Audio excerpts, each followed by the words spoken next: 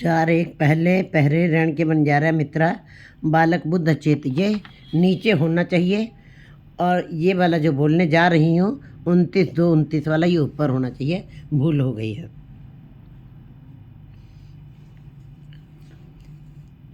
29-2 21-2-29 एक ओंकार सतगुर प्रसाद श्री राग महला पहला।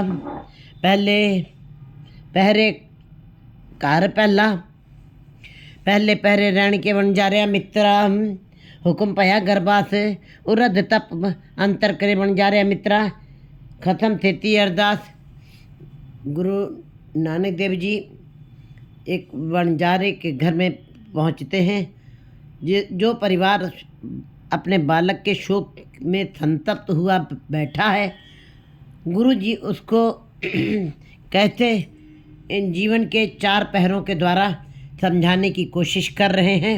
गुरु जी स्वयं बंजारे बने हैं और जीवन को एक रात बताया है, आयु को एक रात बता करके बंजारे को समझा रहे हैं।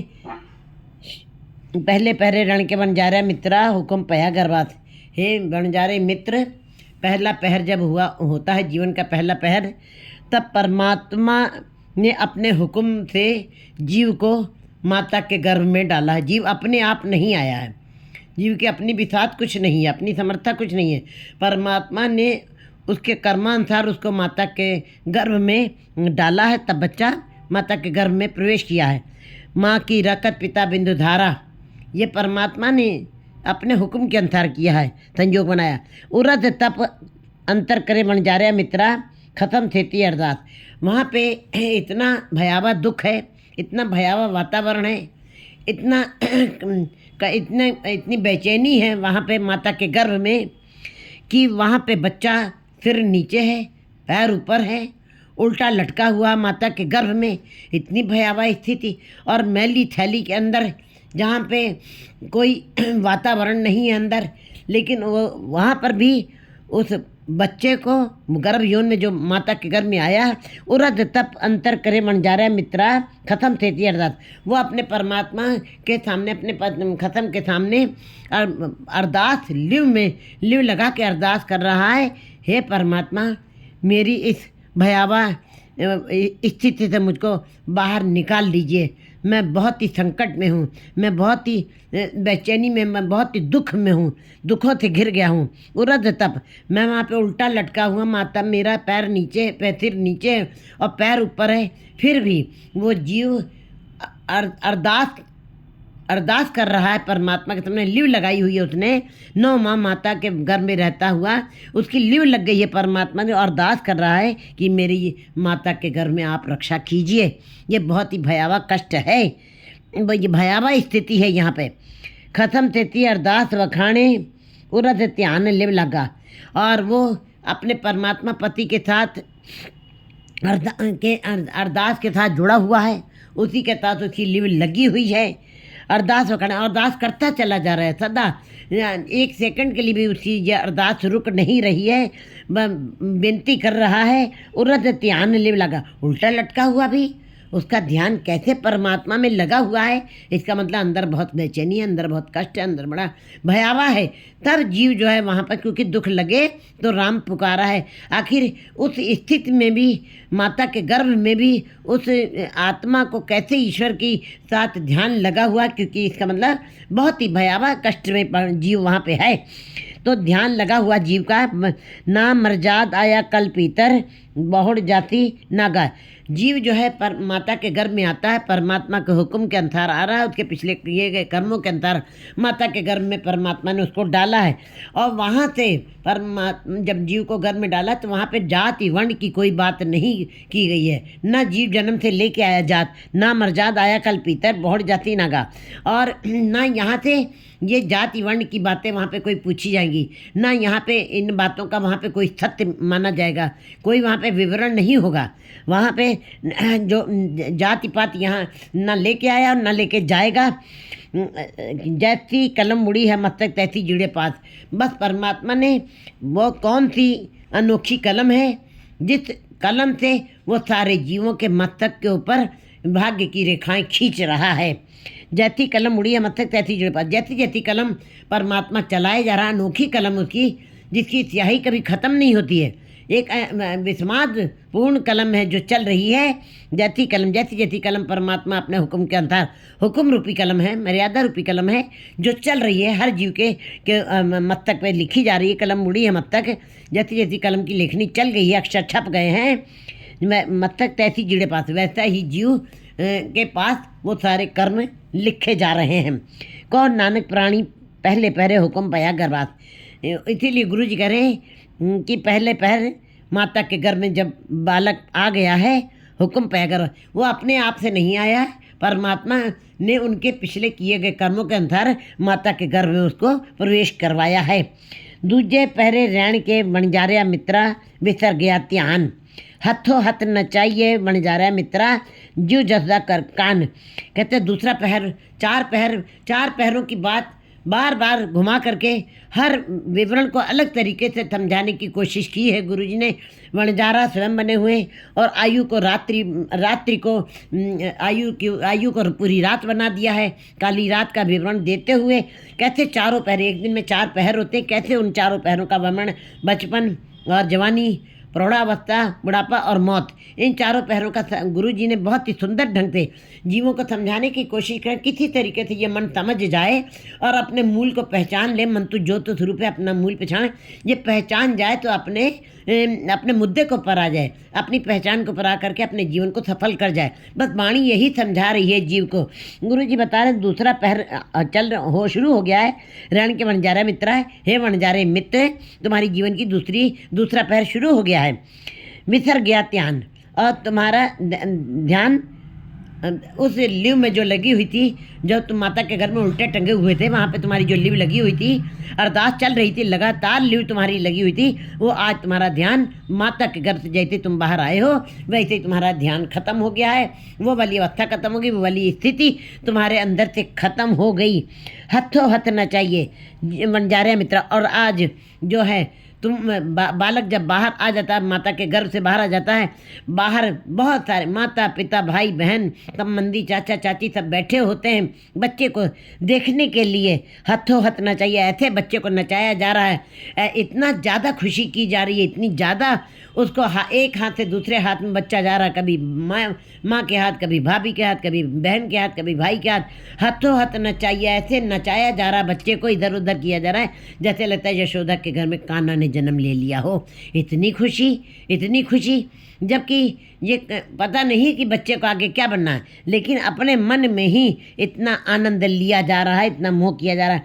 हथों हथ नचाइए प्राणी मात वणजारे मित्र जीव जसा कर कान।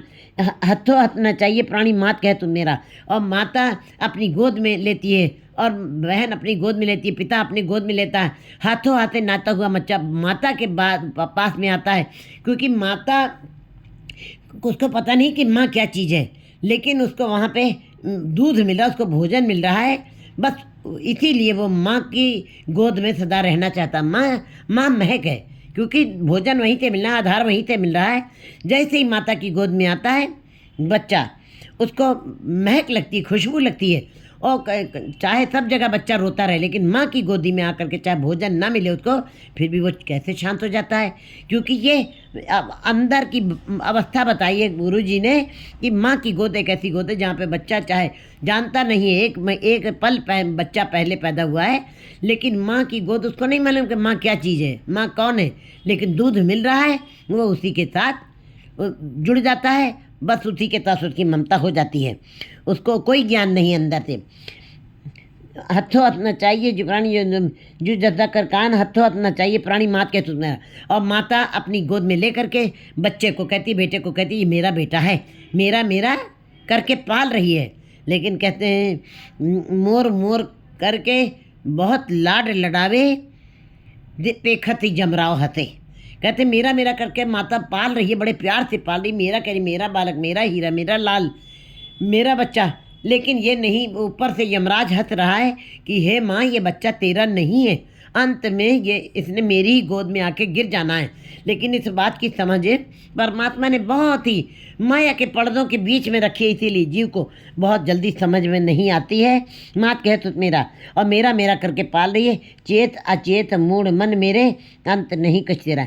हे जीव, अचेत न रहे, उस ईश्वर को याद कर। चेत अचेत, ये जीव जो है अचेत मूर्ख बना हुआ है, मूढ़ बना हुआ है, अज्ञानी बना हुआ है। जान करके मूढ़ मन मेरे, हे मेरे मन, मूर्ख मन, अंत नहीं कि तेरा, अंत में तेरा नहीं है ये। पेखत यमराव हते, यमराव हंस रहा है माँ की ममता को देख करके, मेरा मेरा कह रही है।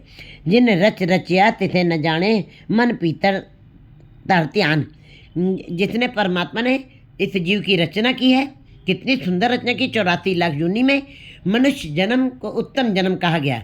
क्योंकि मनुष्य जन्म को उत्तम जन्म क्यों कहा गया? पशु तो पिछड़े हैं। पशु को तो जैसे ही जब से सृष्टि बनी, जैसे उनका कार्य व्यवहार है, खाना पीना और उन जैसे उनका जीवन चलना है, वैसे ही आज भी चल रहा है, उसमें कोई परिवर्तन नहीं हुआ। पक्षी भी उसी प्रकार सवेरे उड़ते हैं और शाम को अपने घोंसले में चले आ रहे हैं, और वह चींची करते जाते, चींची करके ही आ रहे थे। मतलब वो खुश, वो पूर्ण पूरक हैं, वो परमात्मा के मर्यादा में ही चल रहे हैं, इसीलिए वो आनंदित है। लेकिन जीव जो है उसने ही मर्यादा को खोया है, इसीलिए जीव को ही समझाना पड़ रहा है। जिन रच रचा तिथे न जाने, जिस परमात्मा ने तेरी रचना इतनी सुंदर की है, बुद्धि डाली है, मत डाली, शरीर नाक आँख कान इतने सुंदर रचना करके, और तुम्हारे अंदर वो ईश्वरी तत्व डाल दिया है। इस देही को सिमरे देव, ये देवता भी इस देही को तरसते हैं, और पशु और पक्षी भी इस देही के लिए कुछ पशु पक्षी हैं जो इस योनि के आगे आके खड़े हुए, जैसे घोड़ा है, हाथी है, गाय है, हंस है, कोयल है, मोर है। ऐसे ही पक्षी, ऐसे पशु जो है खड़े हुए हैं मनुष्य जन्म के लिए। लेकिन जो मनुष्य जन्म पाए उनको नहीं मालूम है, वो अज्ञानी बने हुए हैं मनुष्य जन्म के पश्चात, क्योंकि इसी जन्म में परमात्मा के साथ मिलाप है। इसलिए जिस परमात्मा तेरी इतनी सुंदर रचना की है, बुद्धि डालिए, मत डालिए, विकासशील तुम्हारा दिमाग बनाया है, तुम उसी को नहीं जानते हो, तुमने उसी से प्रीत नहीं की, तुमने उसी को याद नहीं किया, उसी को विस्मृत कर दिया। मन पीतर तरत्यान, अपने मन में अपने मन में ये सोचो, विचारो कि मैं क्यों उस परमात्मा से दूर हो रहा हूँ जिसने मेरी इतनी सुंदर रचना की है। कौन नानक प्राणी दूजे पैरे विसर गया ध्यान। दूसरा पैर हुआ है, माता के गर्भ से बच्चा बाहर आया है, उसका ध्यान बट गया है और संसार में ही वो रम गया है। कहते तो हैं जैसे ही बच्चे को शहद मुंह लगवाई जाती है उसको ऐसे महसूस होता है, एक प्रतीक कहा गया कि उसको संसार मीठा लगने लगता है और उसको सारा पिछला माता के गर्भ की लीव भूल जाती है। तीसरा पहर चल गया है जीवन का। तीसरे पहरे कौन नानक प्राणी दूजे पहरे विसर गया ध्यान।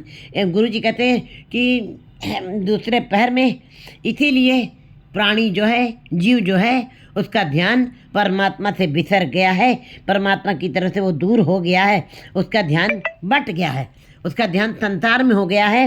तीसरे पहरे रण के बन जा रहे मित्र, तन जोबन सिचित। अब जीव बड़ा हो गया, मनुष्य बड़ा हो गया, जवानी की लहरी सामने आ गई, और धन और जवानी कहते हैं, जहाँ पे धन और जवानी दोनों इकट्ठे हो जाते हैं, फिर कहते हैं शब्द न सुनई, वो शब्द को सुनते नहीं है, वो रोल कचोला, वो संसार की रोल घचोले में पड़े रहते, संसार में ही, पदार्थों में, परिवार में, संसार में ही, कीचड़ में ही अपने समय को गवा लेते हैं। तीसरा पहर हो गया है जीव का ध्यान धन और जवानी। जवानी तीनों अवस्थाओं में एक अलबेली है जिसके अंदर बड़े रस हैं, बड़ा अनुभव है, लेकिन एक बच्चा नहीं जानता कि जवानी क्या चीज़ होती है। चाहे उसके पास सामने उसका बड़ा भाई जवान खड़ा हो, एक जवान नहीं जानता कि बुढ़ापा क्या चीज़ होती है, जबकि उसके सामने उसका बूढ़ा बाप खड़ा हुआ है। बुढ़ापे की क्या समस्या है, बुढ़ापा क्या चीज़ है, बुढ़ापे के क्या अनुभव होते हैं, वो उसको नहीं पता। बूढ़ा हो के ही महसूस होता है कि बुढ़ापा क्या चीज़ है। बच्चा जब जवान होता है तभी उसको पता लगता है कि जवानी क्या चीज़ है, उसके अंदर कितना रस है, उसके अंदर कितनी कामनाएं, आशाएं, तृष्णाएं उछाले मारती हैं, सरोवर भरे पड़े हैं वासनाओं के, वो कैसे अंदर से उछाल मारते हैं। ये तो बच्चा जब जवान हो जाता है तब उसको महसूस होता है कि जवानी एक मस्तानी है, तब जीव उसी के अंदर अज्ञानांध हो जाता है। और धन और जवानी जीव को अंधा भी कर देते हैं, बहरा भी कर देते हैं। हर तीसरे पहरे रण के वन जा रहे मित्र तांजो बत धन और जवानी के साथ जीव का प्यार हो जाता है, उसका चित्त उसी में जुड़ा रहता है। हर का नाम न चेते प्राणी विकल्प या संग माया, और हरि का नाम उसको याद नहीं रहता, और माया की दौड़ में, माया की धावना में वो पूरा जीवन उसी में खर्च कर देता है। विकल्प या संग माया, और उसी के साथ जुड़ा हुआ है। किसी तरीके से ताम दाम दंड भेद से हमारे पास माया इकट्ठी हो जाए, संग्रह हो जाए। धन स्योर रत्ता जोबन मत्ता अहला जन्म गवाया, और धन के साथ ही अपने को मस्त किया हुआ, लगाया हुआ है। 22 घंटे जीव जो है अपने धंधों में लगा देते हैं, लेकिन थोड़े समय के लिए भी गुरुद्वारे आते हैं। शरीर का ढांचा भी नहीं झुकता है, मन कहाँ झुकेगा।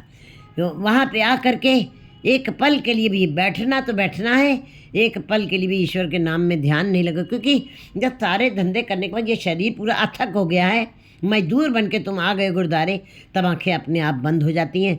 वहाँ पे आकर के आके कहते हो कि हम ईश्वर के नाम सुनने के लिए, कीर्तन सुनने के लिए आए, ये कभी नहीं हो सकता है। कहते हैं स्वस्थ शरीर में ही स्वस्थ मन निवास करता है। जब आप शरीर से स्वस्थ हैं और आप बिल्कुल स्वस्थ हैं, तभी स्वस्थ मन में ही परमात्मा का नाम भी निवास करेगा।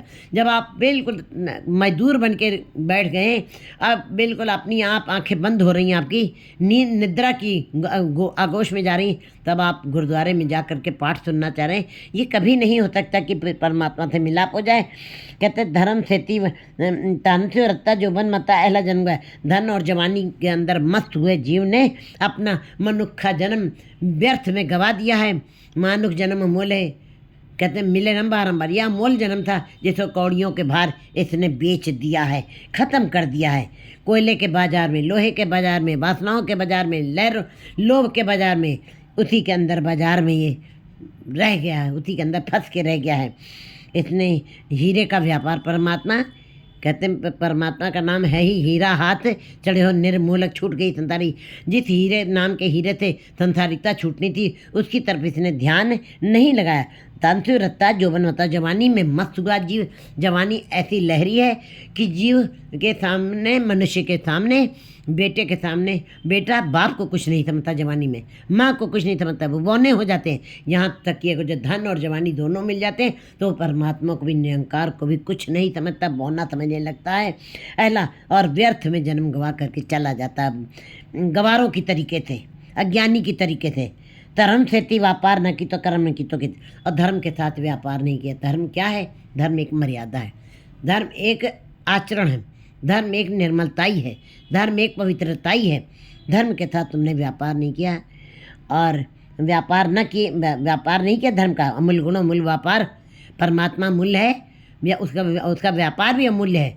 अमूल्य गुण अमूल्य व्यापार, अमूल्य व्यापारी है, अमूल्य भंडार, उसका व्यापार करने वाले अमूल्य बन जाते हैं, और ऐसा व्यापार करके जाते हैं, फिर वो व्यापार उनके साथ जाता है, संग्रह किया है जो धन परमात्मा के नाम। लेकिन यहाँ पे जीव, कोई अज्ञानी जीव जो संसार में ही, जवानी और धन में ही मस्त होकर के समय गुजारते हैं, धर्म के साथ उनका कोई व्यापार नहीं बनता है। कर्म न की तो किता, और धर्म के नाम का कोई भी कर्म, अशुभ कर्म भी नहीं किया, नाम की तरफ लगा ही नहीं। कौन नानक तीजे पहरे प्राणी तन जो बद सुचित। तो गुरु जी कहते हैं कि जीवन का तीसरा पहर आ गया है, और जीव का ध्यान केवल तीसरे पहर में प्राणी धन और जवानी में ही मस्त होकर के समय बिता गया, और व्यर्थ में समय बीत गया। चौथे पहरे रण के बंजारे मित्र लावी आया खेत। अब चौथा पहर जीवन का आखिरी पड़ाव है, सामने मौत खड़ी हुई है। यमराजे के हेरू आए, माया के संगल बंध लिया। यमराजे के ढूंढ रहे हैं वो तुमको, क्योंकि बुढ़ापे के बाद मौत है, और माया के संगल में तुमको बांध लिया है यमराज ने। चौथा पहर आ गया है, जीवन की रात का चौथा पहर। ये बन जा रहे मित्र लावी आए खेत। अब तुम्हारी जीवन रूपी खेती पक्की हो गई है। हंस और लथड़े आए, ये बाल सफ़ेद हो गए हैं, और बाल कक्के के पुंडर जब हुए बिन साबुने उजलिया। ये के जो सफ़ेद तुमको बाल दिखाई दे रहे हैं, ये तुम्हारी मौत की निशानी बता रहे हैं। बंजारा मित्र लावी आया खेत, और अब खेती कटने पे आ रही है।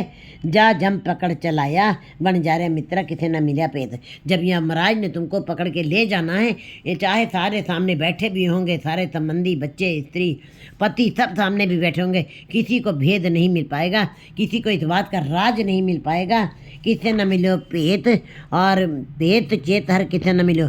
भेद भेद वो और किसी को याद किसी को पता भी नहीं चलेगा इस बात का कि जाजम पकड़ चाला कि किस समय यमराज ने तुमको पकड़ लिया है और अपने फंदे में डाल लिया है और अपने में जकड़ लिया है, ये किसी को पता ही नहीं चला। जब शरीर से आत्मा अलग हो गई और शरीर पार्थिव रह गया, मिट्टी हो गया, अलग हो गया, झूठा रुदन हुआ दुआले खिन में पया पराया। ये शरीर से आत्मा निकली, सब सामने बैठे हुए थे, किसी को पता ही नहीं चला। इतनी मोटी मोटी आंखें खुली हुई थी, ये राड अपने आप ही उनके बंद हो गए, मौत सामने आ गई और आत्मा निकल गई। किसी को ये भेद किसी को मिला ही नहीं, रहते पता ही नहीं चला। इसका भेद किसी को पता नहीं चल पाता कि कैसे मौत आ जाती, कैसे जीव को ले पार्थिव शरीर हो जाता है और ये संबंध टूट जाता। आत्मा और शरीर का ये रिश्ता कैसे टूट गया, 80 वर्ष का रिश्ता। झूठा रुदन हुआ दुआले खिन में पेपरा। और झूठा रुदन लोग कहते हैं ये जो रो रहे हैं ऐसे ही तुमको भी कोई रो लेगा। ये बात तो तुम समझ लो, तुम किसी को रो रहे हो आज, ये इसको रोने का मतलब है कि ऐसे ही कल तुम जब मरोगे तो तुमको भी कोई इसी प्रकार थोड़ी देर के लिए रो लेगा। झूठा रुदन हुआ दुआले खिन में पया पराया। और वही जीव जो मांस नाखून के रिश्ते थे और चलने लगा है, मिनटों में ही वो पराया हो गया है। कोई जैसे लगता है कोई रिश्ता रह नहीं गया, कोई नाता नहीं रह गया, यादें खत्म हो जाती हैं मिनटों सेकंडों में। साई वस्तु प्राप्त हो जिससे लाया है, बस जीव को वही वस्तु प्राप्त होती है जिसने उसके साथ प्रीत की है। संसार में रह कर जो उसने निरंकार को याद किया है तो निरंकार की यादें वही वाली वस्तु प्राप्त होती है जीव को। वो गुरमुख बन के जाता, गुरमुख लाहा ले गए। और अगर जो संसार में रहते हुए संसारिकता कमाइए, पदार्थों के साथ परिवार के साथ प्रीत लगाइए और माया की जकड़ पकड़ गिरफ्त में ही रह गए तो फिर कहते हैं उनको वही मायावी वस्तुएं, पदार्थों वाली वस्तुएं, आवागमन का चक्र ही सामने फिर उसको दिखाई देता। आई वस्तु प्राप्त वही जीव, वही वस्तु तुमको मिलेगी जिस वस्तु की तुमने कमाई की है, जिस वस्तु को तुमने अपने जीवन में कमाया, जिन लाया है जिनके साथ तुमने प्रीत की थी। कहो नानक प्राणी चौथे पहरे लावी लुणिया सुनिया लुणिया खेत। गुरु जी कहते चौथा पहर आ गया है, मौत सामने हो गई है और यमराज ने तुम्हारी इस जीवन रूपी खेती को, श्वासु रूपी खेती खत्म हो गई तुम्हारी। अब तुम्हारा खेत लुण गया, खाली हो गया है खेत, पक्का खेत तक कट गया है। ये वाला पहरा ऊपर होना चाहिए, जो हमने पहले बोला है 4-1 वाला वो नीचे होना चाहिए।